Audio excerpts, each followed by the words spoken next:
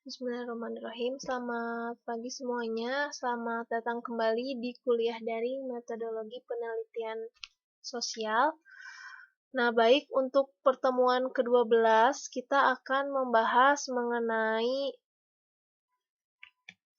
pengukuran dan skala. Ini merupakan hal yang tidak kalah pentingnya juga. Kenapa? Karena memang pengukuran dan skala ini juga harus kalian perhatikan ketika akan menyusun proposal penelitian, menggunakan pengukuran dan skala mana yang paling tepat untuk penelitian kalian. Kemudian, kemampuan akhir, mahasiswa mampu menentukan pengukuran skala untuk penelitian. Definisi, pengukuran adalah proses pemberian angka-angka atau label kepada unit analisis untuk mempresentasikan atribut konsep. Selanjutnya, sebenarnya dalam pengukuran sehari-hari erat kaitannya juga. Bedanya, dalam pengukuran sehari-hari kita biasanya tidak menggunakan aturan-aturan yang baku atau aturan-aturan jelas, jadi hanya berdasarkan intuisi. Jadi kalau misalnya intuisi itu, jadi kita hanya berdasarkan menggunakan perasaan kira-kira berapa ya. Contoh misalnya kita ingin menanak nasi. Nah, kita mengukur airnya berapa itu hanya dikira-kira oleh intuisi.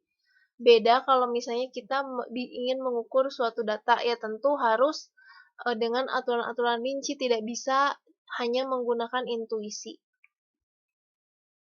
Selanjutnya, ada dua langkah awal dalam proses pengukuran. Yang pertama, konseptualisasi dan operasionalisasi, yang ini sudah dibahas juga di materi sebelumnya. Silahkan bisa kalian coba pahami lagi untuk materi pertemuan yang sebelumnya. Kemudian ada jenis skala pengukuran, ada 4. Yang pertama nominal, ordinal, interval, dan rasio. Kita akan bahas satu persatu. Skala nominal berarti skala yang hanya membedakan kategori atau klasifikasi berdasarkan jenis atau macamnya. Skala ini tidak membedakan kategori atau klasifikasi berdasarkan urutan atau tingkatan. Contoh, jenis kelamin terbagi menjadi laki-laki dan perempuan. Jenis pekerjaan terbagi menjadi 3, yang pertama pegawai negeri, pegawai swasta, dan wira swasta. Ciri data nominal posisi harus setara. Tentu dalam contoh di atas, pegawai negeri tidak lebih tinggi atau tidak lebih rendah dari pegawai swasta, begitupun sebaliknya. Kemudian tidak bisa dilakukan operasi matematika seperti kali bagi tambah kurang. Contohnya itu tidak bisa wira swasta dikurangi pegawai swasta sama dengan pegawai negeri. Nah, itu tidak bisa dilakukan di skala nominal ini. Selanjutnya skala ordinal. Skala ordinal ini memiliki tingkatan yang lebih tinggi daripada skala nominal. Karena apa? Karena skala ini tidak hanya menunjukkan kategorinya saja, tetapi juga menunjukkan peringkat di dalam skala ordinal. Objek atau kategorinya disusun berdasarkan urutan tingkatannya dari tingkatan terendah ke tingkatan tertinggi atau sebaliknya. Nah, ada ciri-ciri data skala ordinal. Yang pertama, kategori data saling memisah. Yang kedua, kategori data ditentukan berdasarkan jumlah karakteristik khusus yang dimilikinya. Yang keempat, kategori data dapat disusun sesuai dengan besarnya karakteristik yang dimiliki. Nah, ini ada contoh skala ordinal.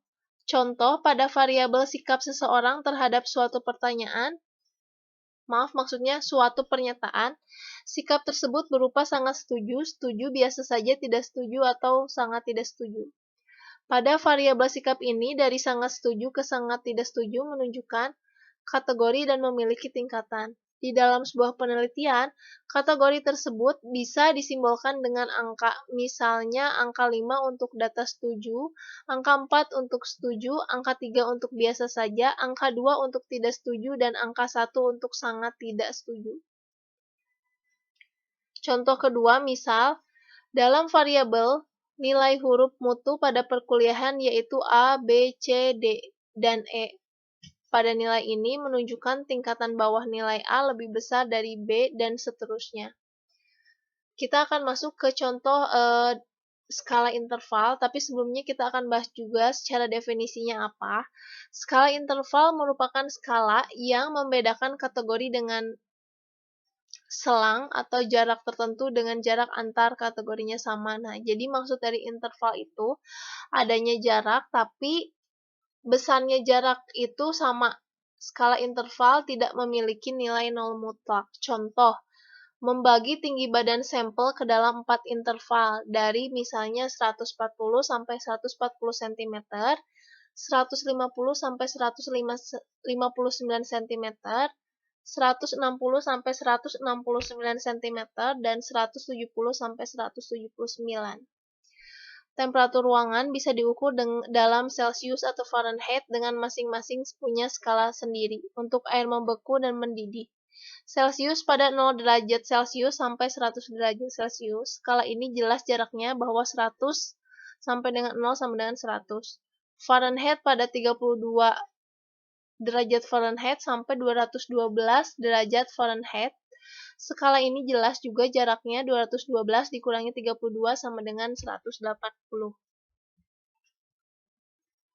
Nah, ini adapun ciri data interval, tidak ada kategorisasi atau pemberian kode seperti yang terjadi pada data nominal dan ordinal.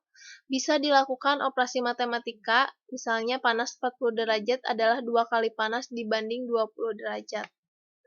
Selanjutnya, skala yang terakhir, skala rasio. Itu seperti apa sih contohnya?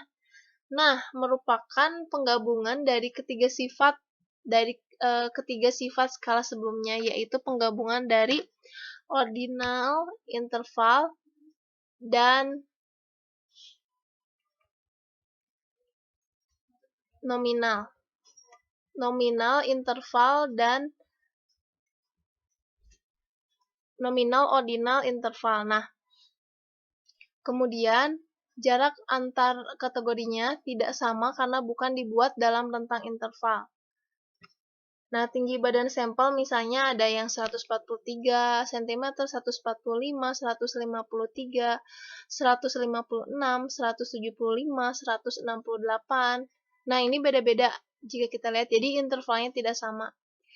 Ciri data rasio, tak ada kategorisasi atau pemberian kode, bisa dilakukan dengan operasi matematika. Contohnya itu misal 100 cm ditambah 35 cm. Jadi bisa, kalau misalnya tadi kalau kita kembali ke skala nominal ini kebalikannya tidak bisa dimasukkan dengan operasi matematika. Nah, jadi untuk semuanya, ketika proses penyusunan tolong perhatikan operasionalisasi variabelnya apa, sehingga ketika nanti merumuskan memakai skala yang mana itu bisa sinkron gitu. Jadi silahkan cari-cari intinya. Yang utama dalam penyusunan proposal penelitian, kalian harus membaca referensi, baik itu jurnal ataupun buku ataupun bisa penelitian terdahulu agar kalian itu lebih luas wawasannya.